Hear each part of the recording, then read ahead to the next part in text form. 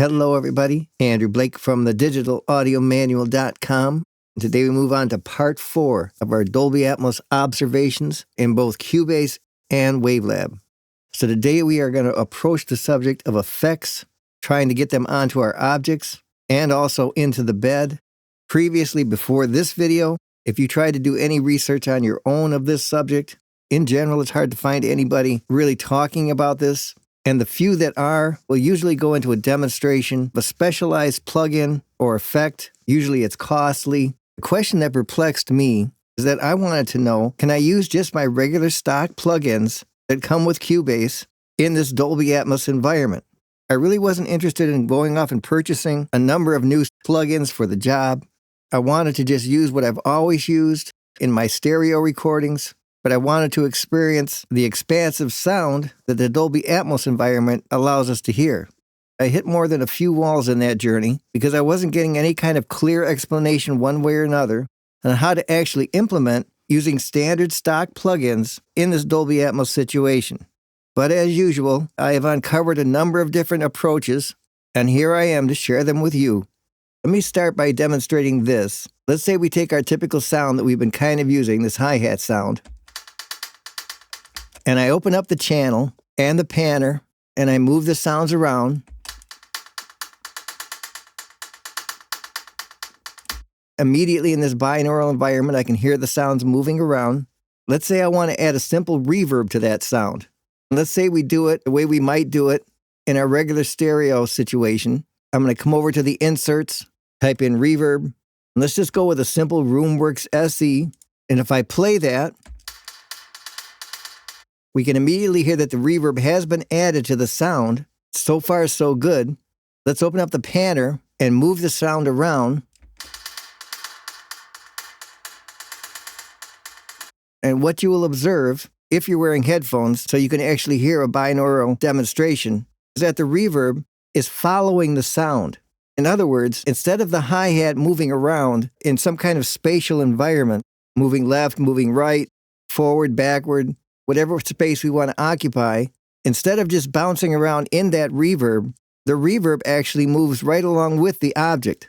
If I move to the back of the room and play it, that reverb moves to the back of the room. If I move to the side of the room and play it, then the reverb moves to the side of the room. If that's the effect that you want, then you're good to go. But if you're looking to have your sound move around in this spatial environment and just have the reverb sort of reflect that sound wherever it's moving, obviously this approach is not going to work. So let's say we go a different way. Let's go back up to our original insert reverb, change that to no effect, basically remove it. And let's come over to the send of this channel, right-click and choose the option to add an effect. Once again, we'll choose RoomWorks. We're going to set the configuration to stereo and add the track. If we go to the actual effects track and look at the panner on this effects track is now just a regular stereo panner. It's a combined panner, but it's still just a stereo panner. If we come back to the hi-hat and then begin panning the sound around,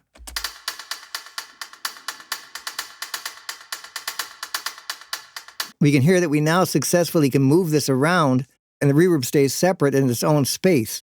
But if we look a little deeper at this, by opening up the authoring screen and then the renderer, when we look at the bed, we can see that only the first 2 speakers are being used. Not much for a full Atmos sound. In our binaural headphones, it sounds like the reverb is everywhere, but if we were actually listening to this with these 10 different speakers, right now we'd only be hearing the sound from these first 2 left and right speakers. If we come back into the channel and open the channel panner up and move it around into the different areas, we can see that other lights for other speakers have now come on, 5, 6, 7, 8. So the first thought is problem is solved. We have our sound source moving around. It seems like we're filling out some of our different Dolby Atmos speakers. But what's really going on here? Going back to our authoring page, if we render this off, export our ADM file, I'm going to save it as a reverb stereo send. Now I'm going to go back and open up Wavelab, and once again import this in as a Dolby Atmos file. We get a diagram of the bed.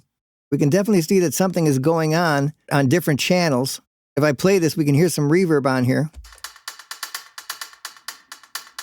Let's solo the left and right front speakers and play that. Definitely have some reverb on that. But what happens when we come down and solo the side speakers that also have some recorded information? Let's listen to what that sounds like. You can hear that sound is completely dry. What if we solo these rear speakers that also got some information? That sound is also completely dry. So what this is telling us is the way our reverb is set up back in Cubase, we're getting that effect on the front two speakers, but the other speakers, in this case the two on the side and the two in the back, are completely with a dry signal. That may not be the effect that you're trying to create when you're actually listening in the Dolby Atmos environment with your 7 different surround speakers. Typically what you're going to want to achieve is having your reverb fill out that space, especially probably in the back area, having reflections from behind you.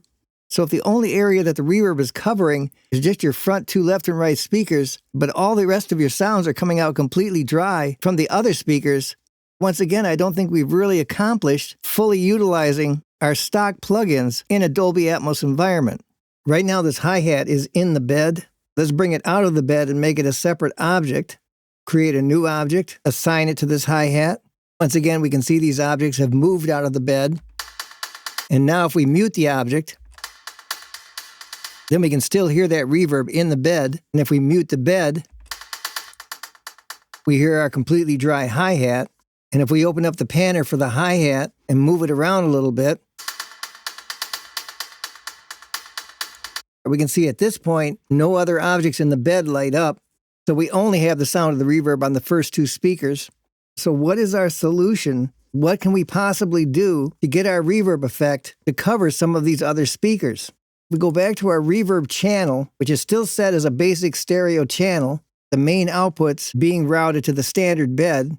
Once again, if we come down into the sends area, this is similar to what we did with the LFE. If I look down in the area that says group, using the child buses that we set up in video 1, I can now come down to any of these other speakers. For example, I'll choose the center speaker.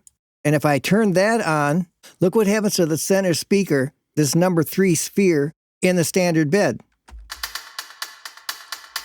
Now we're getting a reverb signal on the front center speaker, as well as speakers 1 and 2 on the left and right front.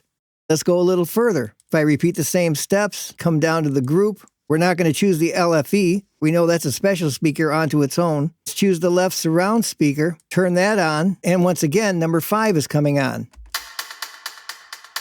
So just like that, we can go through each one of these and assign them to the various speakers. I'm going to continue this. I'll hit the right surround. Always going back to the group, choose the side left. I'll choose the side right. That only leaves 2 left, top left speaker, and then finally the top right speaker. And then if I turn each one of these on, look what happens to all our bed speakers now. Everything is lighting up. We have reverb going to every speaker, which we could come over here and customize if we wanted to, sending only certain amounts to certain speakers. This gives us a tremendous amount of control on how we want to send our effect to what channels, and we're simply using the most basic reverb stock plugin that's available in Cubase. If we can do it with RoomWorks SE, we can do it with any effect that we have in our arsenal of included stock plugins. Just as a final test, let's go ahead and render this off again. I'll call this Reverb All Sends. Go back and open up Wavelab. All the same steps of opening up the montage, choosing our Dolby file. We can see we have a couple of objects and the bed.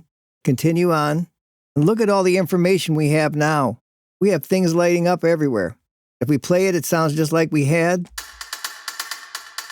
If we come down to solo our left object, we hear the hi-hat with a dry signal. Or the right object, same thing. But now as we go through our various speakers, we have pure reverb tail on every set of speakers. Starting with the very top speakers, we now have this signal coming out. Or if we go to our back speakers, we have this. If we listen to our side speakers, we have reverb. On our front center speaker, we have reverb. And also from our front left and right speakers, we also have reverb. These can now be freely brought in any way we want. In other words, if I want to come down and turn on my dry left and right objects, I have control over that. But I can also add these different reverb tails. Let's say I want reverb just on the top speakers with my dry objects. Or my center speaker with the dry objects.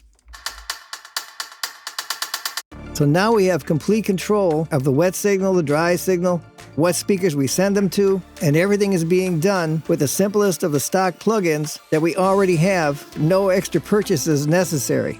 And there's really so many other things that I can continue to go on with in terms of the effects and some of the things that I've discovered and the way they behave in different situations.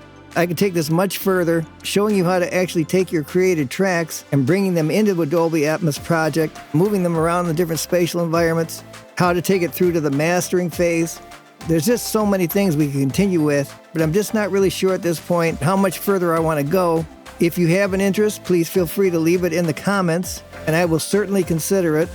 But even with this amount of information that we have talked about up until this point, you've now learned how to take your tracks and make them into objects, some of the basic ways to handle things as you're moving into using Dolby Atmos. You should have a solid understanding of how to route with the LFE, and now you have a new concept to think about with how you can apply effects onto your objects and explore the many ways you can use this in Dolby Atmos. These were some of the major roadblocks that I hit, and it was my hope that I could kind of remove those roadblocks for you so you wouldn't have to work so hard to understand these basic concepts. Having a solid understanding of these basic concepts can launch you pretty confidently into making use of some of this technology. And as always, if you're looking to up your skill level using Cubase and Wavelab and other music software, be sure to click the link in the description of this video or stop by thedigitalaudio.com for more information. As always, it's great to have you here. Thanks for watching, and I will see you on the next video.